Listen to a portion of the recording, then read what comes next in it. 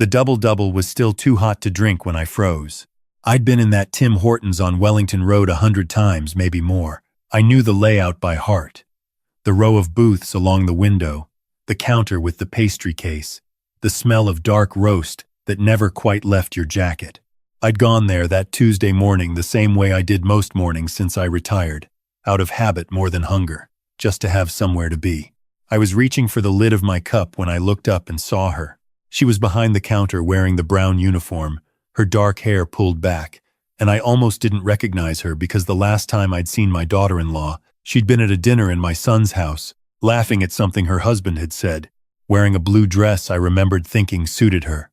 That was 7 months ago, and now she was 7 months pregnant, moving between the cash register and the prep counter with the careful, deliberate steps of someone whose back had been hurting for weeks.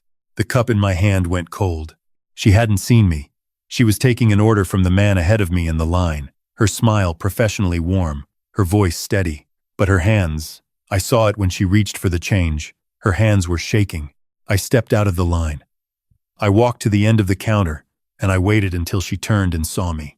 The color left her face so completely that the man beside me asked if she was all right.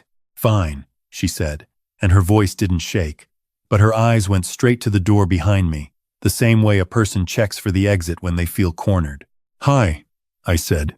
That was all I said, just hi. She looked at me for a long moment. Then she looked at the floor. Then she said, very quietly, "Please don't call him." I had been a civil engineer for 34 years. I had managed projects worth hundreds of millions of dollars. I had overseen the construction of bridges that would still be standing when my grandchildren were old. I had been, my late wife always said, the most unshakable man she had ever known. She meant it as a compliment, mostly. But standing in that Tim Hortons on a Tuesday morning in January, watching my son's pregnant wife ask me not to call her own husband, I felt the floor shift under me in a way no structure ever had.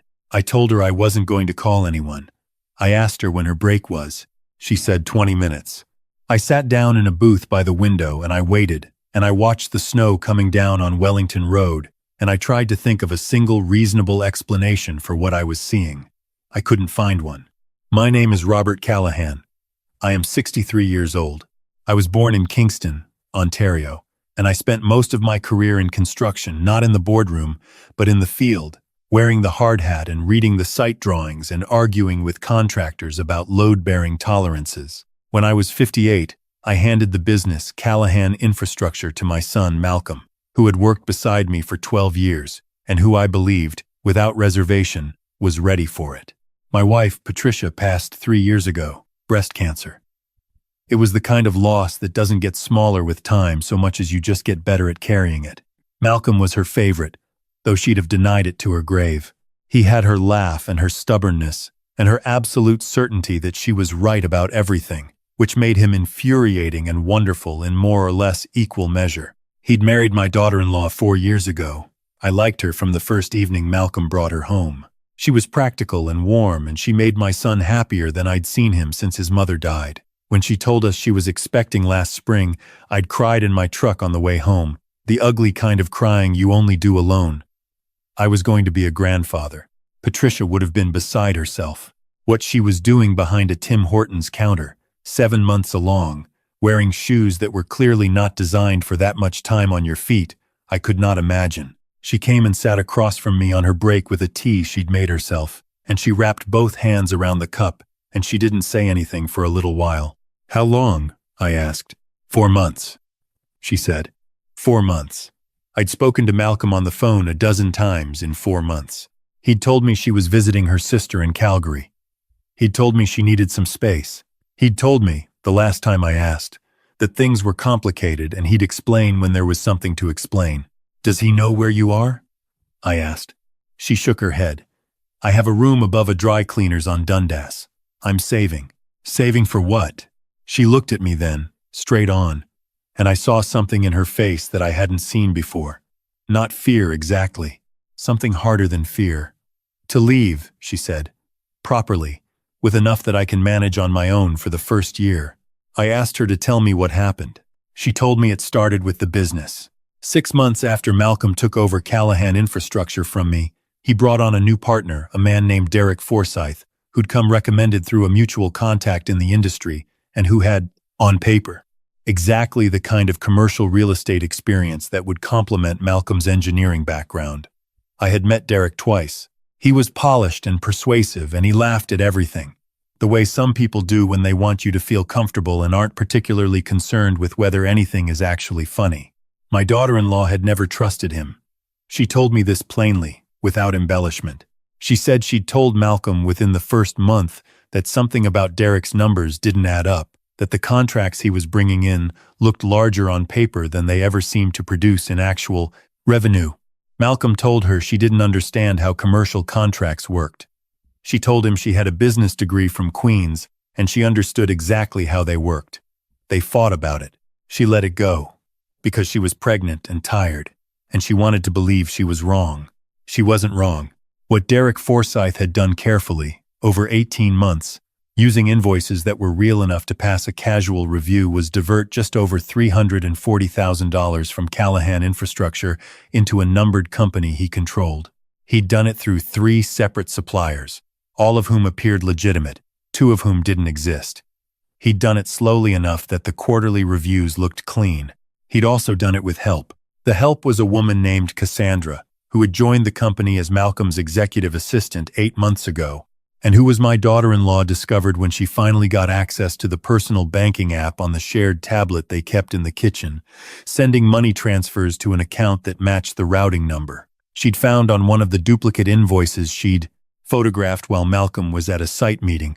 She had confronted Malcolm with the photographs and the bank records on a Wednesday night in September. He had not believed her. He had told her she was paranoid. He had told her that Cassandra was a professional and an asset to the company, and that going through his business correspondence on the kitchen tablet was a violation of his trust. He had told her that stress could affect a person's judgment during pregnancy. He had told her that Derek had already explained those supplier relationships, and that if she would just listen instead of assuming, she had packed a bag and left the next morning. I sat across from her in that booth, and I looked at my hands on the table, and I thought about Malcolm. I thought about the boy who used to follow me around construction sites in a hard hat, 3 sizes too big, asking what every piece of equipment did. I thought about the man I had handed a 30-year business to, certain he was ready for it. And I thought about what it meant that for 4 months, while his pregnant wife worked double shifts above a dry cleaner's on Dundas Street, he had not looked hard enough to find her. "Why didn't you call me?" I asked. She was quiet for a moment. "You'd just lost your wife," she said. "Malcolm is your son. I didn't want to put you in the middle of that." I told her she should have put me in the middle. I drove home. I sat at the kitchen table where Patricia and I had eaten 10,000 breakfasts, and I opened my laptop, and I started going through the company financials. Malcolm had given me read-only access as a courtesy when he took over. I had never once used it, because I'd trusted him completely, and because I'd been trying very hard to stay retired. I used it now. It took me 4 hours to find what my daughter-in-law had found in a single evening. She was right. The pattern was there in the invoicing data, clear as a load calculation error once you knew what you were looking for. 3 suppliers, irregular billing cycles, amounts just below the threshold that would trigger an automatic audit flag. The same small deviation, repeated methodically. The way a slow leak in a foundation will go unnoticed for years until the day it doesn't. I called Malcolm. He sounded tired when he picked up. He asked how I was. I told him I'd just had coffee with his wife. The silence on the other end of the line lasted long enough that I counted to 8. "She's in London?" he said. "She's been in London for 4 months, I said, working at a Tim Hortons. 7 months pregnant, saving money so she can leave properly. Another silence. "Dad, I want you to sit down," I said, "and I want you to listen to me, not the way you listen to her. The way you listen when something actually matters." I heard him sit down. I told him about the invoices. I told him about the numbered company. I told him about the routing numbers and the duplicate suppliers and the manual processing that bypassed the standard system. I told him that I had been reading site financials since 1987 and that what I was seeing in his books was not paranoia, and it was not a misunderstanding, and it was not the kind of thing that got explained away at a meeting with Derek Forsyth present. He was quiet for a long time after I finished. "How much?" he said finally. Based on what I can see, just over 340,000, possibly more. He made a sound that wasn't quite a word. Malcolm, I said. Where is Cassandra right now? She'd be at the office. She works Tuesdays. Call your lawyer before you go in tomorrow morning, I said. Don't touch anything on the company servers tonight. Don't say anything to Derek. Don't say anything to Cassandra. Can you do that? Yes, he said. He sounded like he was 17 years old. Good, I said.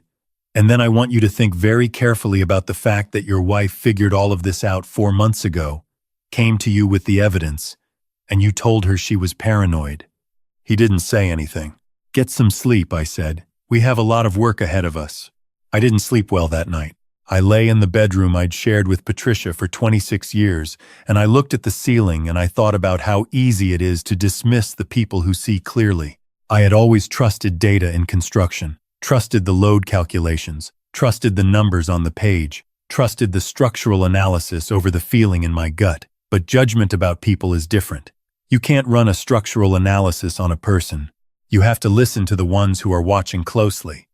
And you have to be willing to believe what they're telling you, even when it isn't what you want to hear. Malcolm hadn't been willing, and it had cost him far more than money. The next morning, I drove back to the Tim Hortons on Wellington Road. I arrived before her shift started, and I waited in the same booth. And when she came in through the side door in her coat and saw me there, she stopped. I'm not here to push you, I said. I just wanted to show you what I found. I turned the laptop toward her. She leaned across the table and read carefully, and I watched her face the way the recognition moved through it, the quiet and exhausted vindication of someone who has been right for a very long time without anyone believing them. It's more than I thought, she said. Yes. What is Malcolm doing? He called his lawyer at 7 this morning, I said. He also asked me to give you his number and tell you he'd like to talk when you're ready.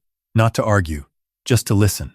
She looked out the window at the snow on Wellington Road. I'm not ready today, she said. That's fine, I said. There's no timeline on my end. She looked back at me. Why are you being so kind to me? I thought about that honestly for a moment. Because you're carrying my grandchild, I said. And because you were right. And because someone should have been kind to you 4 months ago. She pressed her lips together. I could see she was working to hold something in. Then she said, quietly, I miss him. That's the part I hate most. After everything, I still miss him. I know, I said. He misses you too. He just didn't understand how much until last night.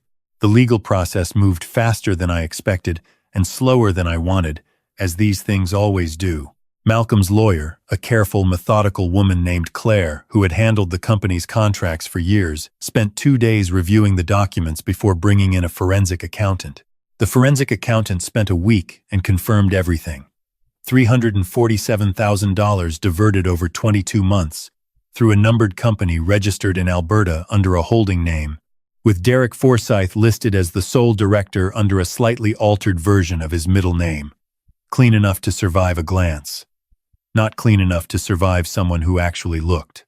Cassandra's involvement was subtler but traceable. She had processed several of the invoices manually rather than through the standard system, a small deviation that, combined with the transfer records my daughter-in-law had photographed on that kitchen tablet, was enough to establish a clear pattern. Claire used the word conspiracy in a tone of complete professional calm that suggested she had used it many times before and expected to use it again. Derek was confronted in the boardroom on a Thursday morning. Malcolm's lawyer was present. The forensic accountant's preliminary report was on the table.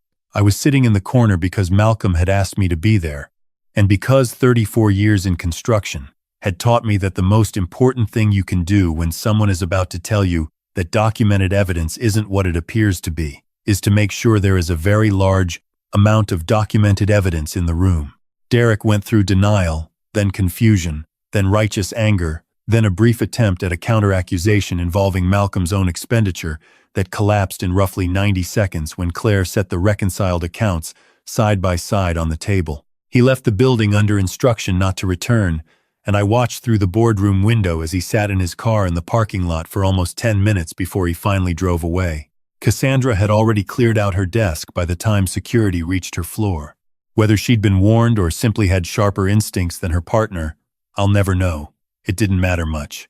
The documentation was already secured. The civil claim was filed within the month. The police investigation followed. I will not pretend it was simple or clean, these things never are. And the law moves at its own pace, regardless of how clear the facts appear to the people living through them. But the foundations of the case were solid, and Claire had built solid things from difficult materials before. In the middle of all of it, my daughter-in-law and Malcolm began to talk. Not easily and not quickly. Malcolm had done real damage not just by failing to listen, but by the specific nature of that failure, the dismissal of her judgment, the suggestion that her perception was somehow distorted by the pregnancy. She needed him to understand that it wasn't simply that he'd been wrong about Derek and Cassandra. It was that he had been willing to trust a polished stranger over his own wife, and that the reason for that had something to do with his own pride and his own fear of admitting that the company he'd inherited might have a problem he hadn't caught himself. He understood that. Eventually. It took conversations I was not part of, and one long, honest evening. I was sitting at my kitchen table with both of them, and a pot of tea, in the kind of difficult silence that is harder to stay inside than any argument. She moved back in February, a month before the baby was due. Not because everything between them was resolved, it wasn't, not entirely, but because she had decided she wanted to try, and trying required being in the same place, and the room above the dry cleaners on Dundas was cold, and the radiator made a sound at 3 a.m. that had been keeping her awake for weeks. I drove her there to collect her things. The room was small and very clean, with a folding table by the window and a lamp she'd bought at a garage sale, and a photograph of her and Malcolm on their wedding day taped to the wall beside the bed. I stood in the doorway while she packed, and I looked at that photograph, both of them laughing, Malcolm holding her hand in both of his, Patricia just visible at the edge of the frame, slightly out of focus, watching them with the quiet expression she always had when she was watching something she loved. I thought about Patricia at our own wedding, 38 years ago, in Kingston, in June, in a church that smelled of white lilies. I thought about how a marriage is not a fixed structure.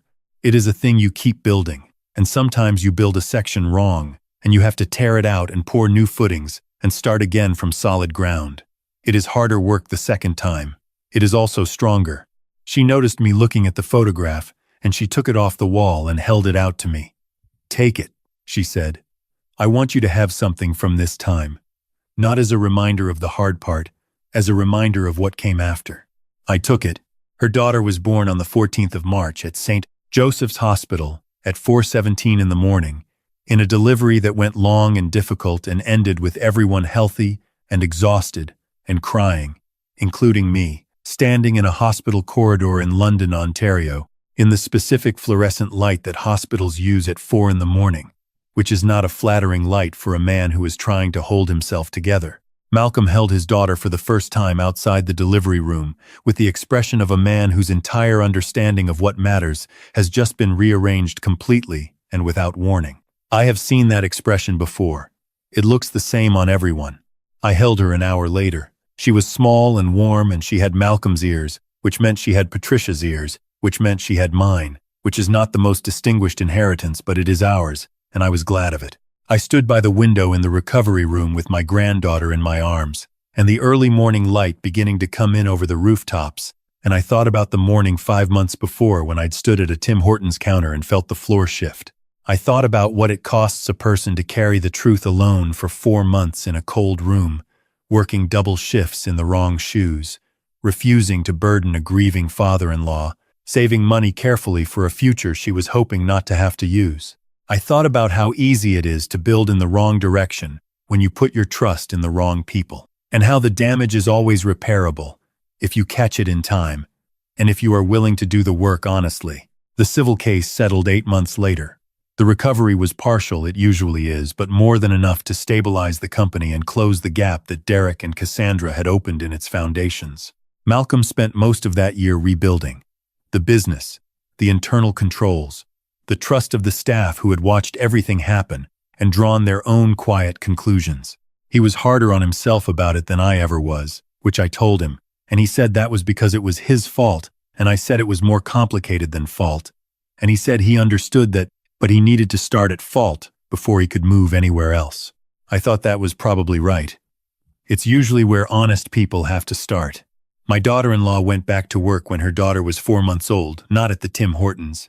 She'd given her notice there the morning after she moved back home, but at a position with a commercial real estate firm downtown that she'd been working toward before the pregnancy. She was good at it immediately. I was not surprised by this even slightly. I am 63 years old. I spent 34 years building things that were meant to hold weight, bridges, overpasses, the kinds of infrastructure that people drive over every day in this country without once thinking about whether it will hold. You think about it for them. That is the entire job. What I understand now, after 34 years and one long winter in London, Ontario, is that the most important load-bearing element in any structure is not the steel, and not the concrete, and not the calculations on the engineering drawings.